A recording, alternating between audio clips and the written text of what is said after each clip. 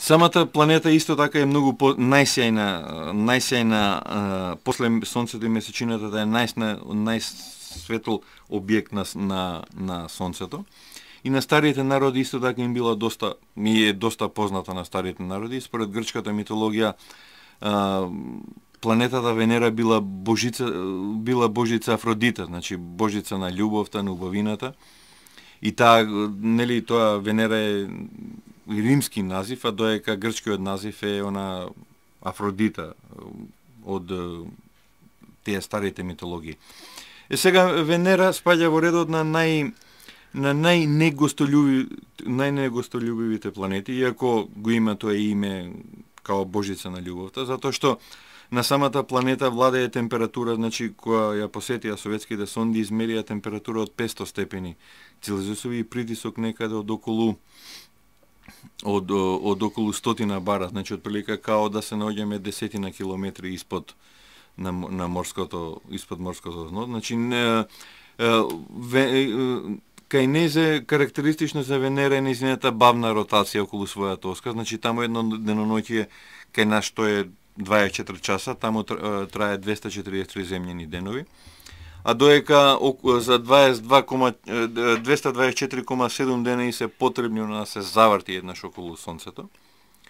И на самата планета, значи која гледаме од овдека од Земјата, ние всушност не го гледаме тлото на планетата Венера, туку гледаме еден дел составен од многу густи облаци од сулфур диоксид, затоа што облаците на планетата Венера таму достигнуваат густина и до 50 на километри. Значи и всушност овие облаци го предизвикуваат тој ефект на стаклена градина, значи планетата се грее и овие густи облаци не дозволуваат таа топлина да ја напушти самата планета.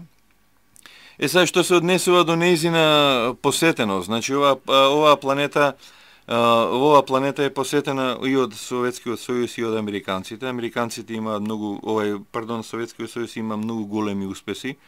И оваа планета на 1 март 1966 година една советска сонда си има спуштено, значи. И незиниот обсек на работа траеше неколку минути, значи тие. Меѓутоа подоснежните мисии на Венера 12, 13, 14, 15 и така натака, значи сите тие обстанува некаде од 15 па до 20 минути. Значи за тој период од 15 до 20 минути они испраќа сите овие информации што денеска нас ни се познати во астрономијата.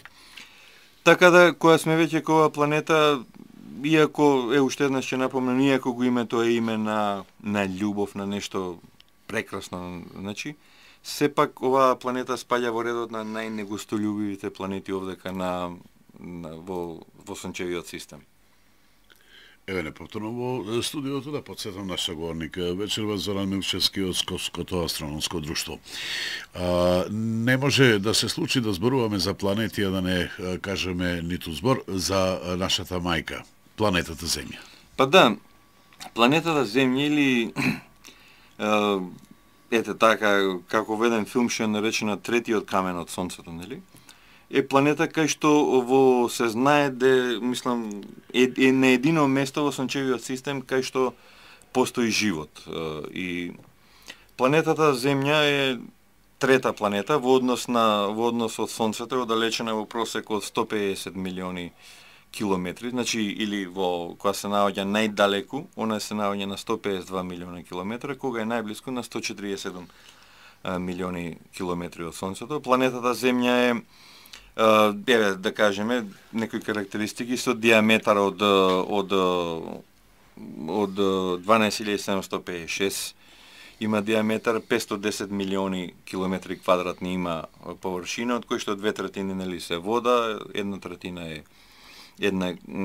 е копно, температурата е максимална, да кажеме, измерени се 58 степени во пустината во Либија, минимална е измерена 89 на Антарктикот во советската база Росток.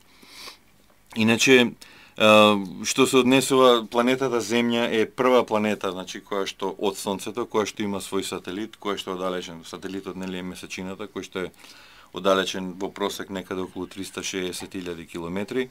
Околу својата оска се врти за 24 сата или поточно за 23 сата, 56 минути и 4,09 секунди.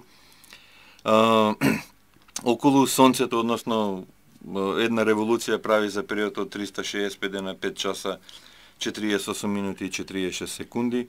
Просечна густина, значи на земјата, земјата е најгусто нешто во сончевиот систем, таа просечната густина изнесува 5,7 тони на 1 метар кубен. Околу самата земја, значи постои еден воздушен омотач кој што се протега, значи отприлика некаде првите атоми допираат и достигнуваат и на 1000 километра од површината на земјата. Максимална височина нели на земјата, највисок дел е планета и е врвот, да кажеме Хималај, најдлабоко негдека на земјата е Маријанската бразда, значи кај Филипините, некаде околу 10.000 километри.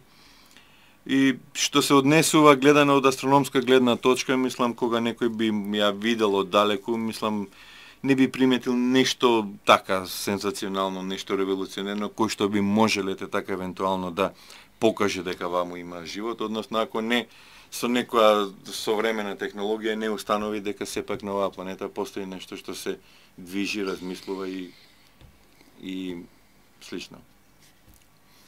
Такво, запирка.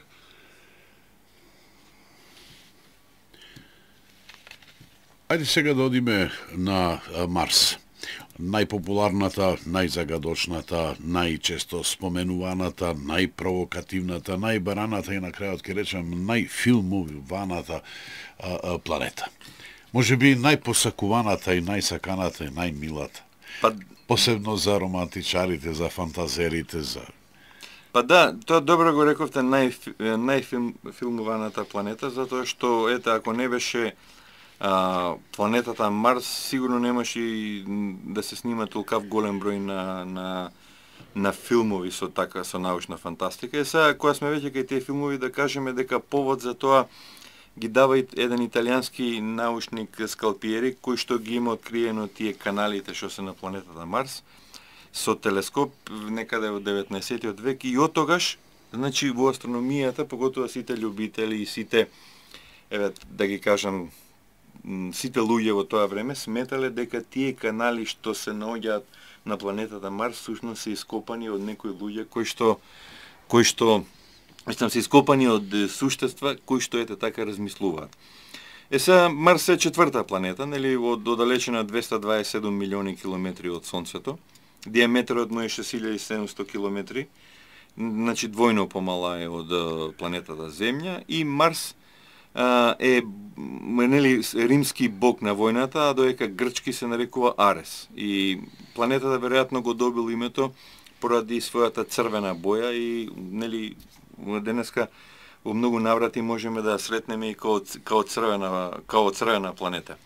Сега кога што се однесува до планетата Марс, кога веќе збориме за живот, ако некаде човекот на прво место би изградил, мислам нормално после месечината, живеалиште, или да речеме во почетокот не би било живеалиште, него некоја база као што е ИСС и оваа станица што кружи околу Земја. Значи, да речеме на второ место сигурно би била планетата Марс. Зашто? Затоа што планетата Марс е доста слична на Земјата, значи таа околу Земјата, околу Сонцето се има за 684-5 дена, мислам, прави една револуција. И незино деноноќие трае 24 сати и 37 минути. Значи, речиси слично као деноноќието што е на Земјата. Меѓутоа, сепак човекот треба да се уште да поработи на тоа, да развие својата технологија за да може сепак да остане на планетата Марс, затоа што планетата Марс нема кислород, значи нема услови за живот, има атмосфера која што е за неколку стотина пати поретка во однос на Земјата, и тоа е газ, претежно јаглерод диоксид, значи газ од кој што не може да се обстане, не може да се живее. И кога сме веќе кога планета, да кажам дека температурата, таму максималната температура е измерена, значи од леталата кои што се пратени таму, измерена е температура од 15 степени максимална, и тоа околу половите, а доека околу екваторот, а доека на половите е измерена температура и до 120 Целзиусови во минус. Иначе, што се однесува до ветровите, планетата Марс е многу ветровита планета, значи во однос на земјата. Таму кај нас што се нарекува поветарче, значи или некој благ ветар, таму на Марс еден таков благ ветар дува со брзина од преку 300 км на саат, значи се работи, а доека оние максималните ветрови достигнуваат и преку 500-600 км. Така да кога ќе фати сезоната на ветровите, таму трае и со месеци, што значи не е добро да си таму. Да, не е добро, меѓутоа сепак во перспектива се очекува, мислам сигурно најверојатно за 100 до 200 години, онака при реално размислување се очекува дека човекот сепак би можел да завладее со оваа планета, нормално со нејзино приспособување,